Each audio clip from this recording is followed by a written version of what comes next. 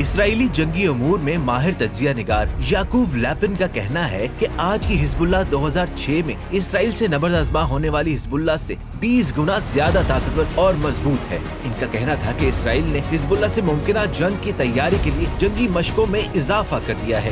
یاد رہے کہ اس سے قبل سید مقاومت سید حسن نصر اللہ بھی حزب اللہ کی طاقت کے بارے میں دنیا کو آگاہ کر چکے ہیں۔ واضح رہے کہ غاصب صہیونی ریاست اسرائیل کو 2006 میں پہلی بار حزب اللہ کی جانب سے 33 روزہ جنگ میں شکست فاش دی گئی۔ اس سے قبل عرب اتحاد 3 مرتبہ جنگوں میں نہ صرف اسرائیل سے شکست کھا چکا تھا بلکہ اپنی سرزمین اسرائیل کے قبضے میں دے چکا تھا اور اسرائیل کے قبضے سے قبلہ اول کی آزادی میں ناکام رہے۔ اب حزب اللہ کی عسکری طاقت سے اسرائیل میں خدشات بڑھ گئے ہیں اور اسرائیل نے انہی عرب خیانت کاروں کے ساتھ مل کر مزاحمت کا راستہ روکنے کی تیاریاں شروع کر رکھی ہیں۔